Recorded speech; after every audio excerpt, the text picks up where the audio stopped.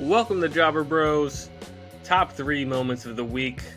I'm Johnny Rude, here as always with Donnie Smokes, and we are here to discuss our top 3 moments of the week in all of professional wrestling, whether it be AEW, WWE, Impact, Ring of Honor, New Japan.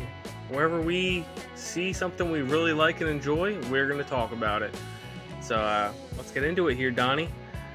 Number 3 for me personally. Now, we didn't really discuss these before recording this, so we don't know if we're going to be aligned on the same page or if we're going to kind of be going our own ways here.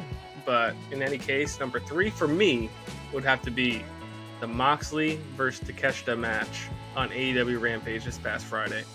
Now, was an act. Every time these guys get together in a ring, it's a clinic. It is an amazing bout of true grit professional wrestling. Takeshita is a future star in AEW and wherever he may go in the US in wrestling, the wrestling scope. He is just so incredible. He sells like a true pro. He works and he hits like a true pro. Everything he does in the ring is magical.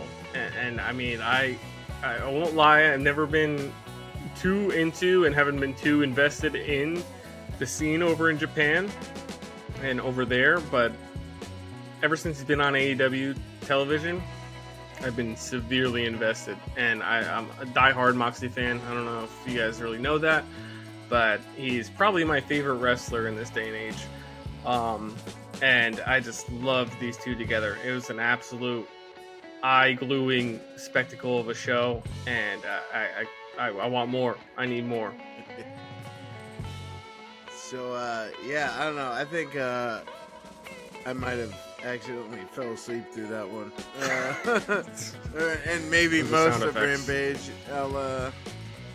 I'll definitely have to go back and watch it. It was hard for me to choose I wish there was a boo sound effect. Yeah. Me too for that. That would be great. I don't know, it was really hard to pick another match. So I only really got 2 favorites out of this week. I don't really have a third. So yeah, I mean, I'm sure that was a great match. I'll have to go back and watch it and probably just adopt it as my third, favorite moment of the week. But I agree with everything you said. Absolutely, every time those guys get in the ring, it's a fucking clinic. And we really understand why they are some of the best in professional wrestling. Yeah, absolutely. And that's Donnie fell asleep before the match, not during the match. Let's just clarify that real quick. Yeah, we're gonna clarify that I most likely fell asleep before the match, for sure. All right, well, that's our number 3, and going into number 2, what you got here for this one? So number 2 for me, this is gonna be a really hard decision. I feel like either way, I can't really go wrong. Both of these should really just be number 1 for the week. But all right. I'm gonna do this one as number 2, as much as I might hate to do it. But I think my number 1 is more deserved because of the road we've taken to get there. So my number 2 is going to be the FTR Briscoe's dog collar match. Listen, it deserves to be number 1. I have my reasons, which I'll explain for my number 1 once I announce it. But I mean, it was a great fucking match. It's a double dog collar.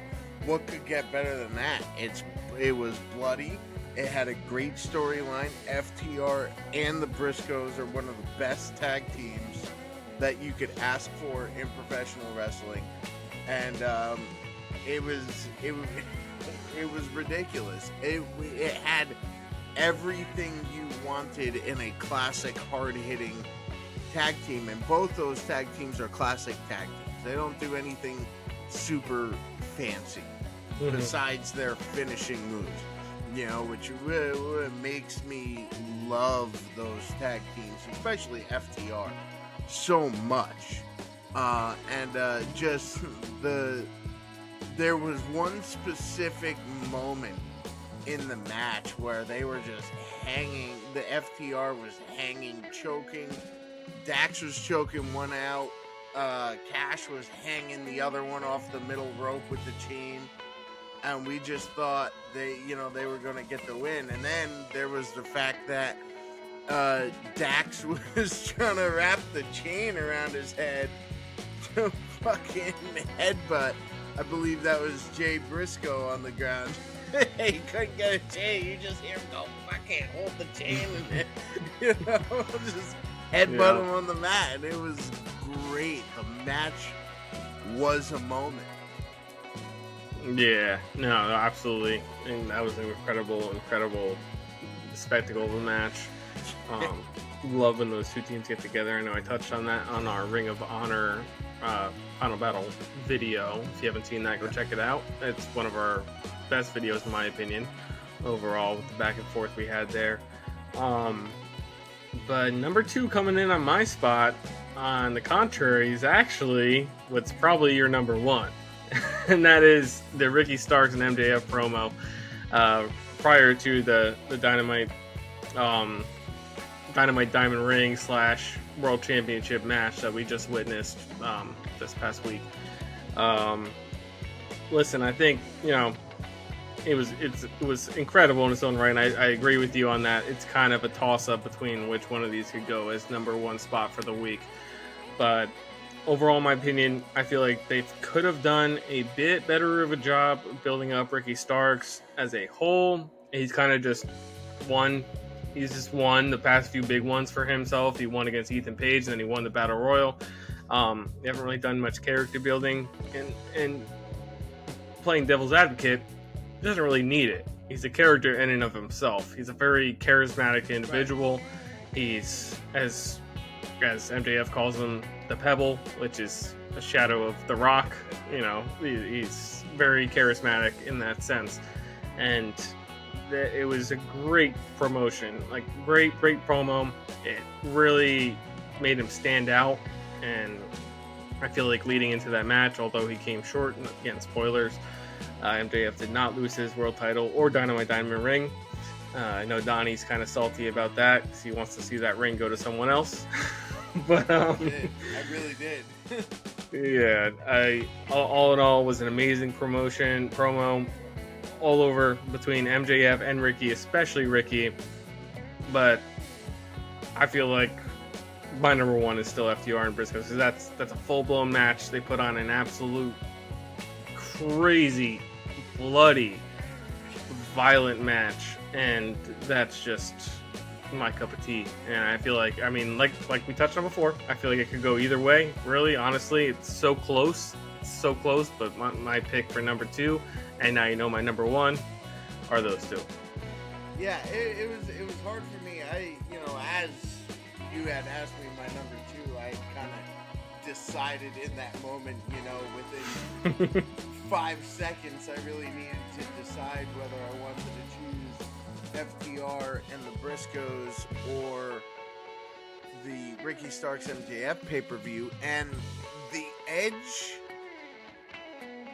that gave, for me, it was really mostly due to Ricky Starks and the growth we've seen. That is, in my opinion, not only my favorite promo from him, but the best promo he's done to date, with the words chosen and the delivery and the amount of emotion it made me feel.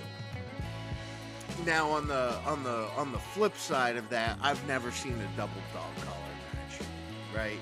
And it was fucking bloody, but we've seen bloody, we've seen fighting, we've seen what FTR can do, and what gave me had me put the Ricky Starks promo number 1 was the growth that we've seen in Ricky Starks and how well that promo was delivered. And you're seeing two young stars doing veteran type promos. Mm-hmm. And I think what really makes a build-up, yeah, Ricky Starks could have been built up a little more with some more promos before, after matches, him and MJF maybe cutting one or two promos before that, and I think, I probably would have had better justification for choosing this one as my number one, but I think I'm able to justify it enough just due to the fact that Ricky Starks gave a hell of a promo. It's the best promo he's given. And I can't wait to see more from that. And I'm hoping, now that we've already given a spoiler on this, Dynamite, yesterday, we saw Ricky Starks lose to MJF with the Dynamite Diamond Ring and the title. I'd like to see a feud out of that. I really would. I think that would be enjoyable. We get a miniature feud. And the way I kind of plan to see that planning out is we get a mini feud, maybe get another one, maybe two matches, out of MJF and Ricky Starks. But I see Ethan Page being an obstacle again. I see maybe somebody else being an obstacle before, he's able to fight MJF again. Maybe MJF uses the firm again to, try to keep Ricky Starks down in the dirt, before we get another match. But that's my number one, that promo. Ricky really did it for me last week with that promo. Yeah, and I'd like to see him contend too, like in the future down the line, another rematch against MJF. I know, Bryan Danielson came out at the end of last night, so he's wanting in on this. Yep. Maybe we'll see Ricky and Danielson start, doing some, tag team action, not like for the tag team titles, but just kind of like working against MJF and whoever he aligns with. Ethan Page would be a cool one for sure. That would be an interesting tag team though for the tag titles. Right? Yeah, it would be. That would for be sure. a fun tag team because it's two totally different styles. Yep. Technical, yep, for sure. We might be onto something there. Let's start a rumor. Let's talk shit. Let's do it. Yeah, man.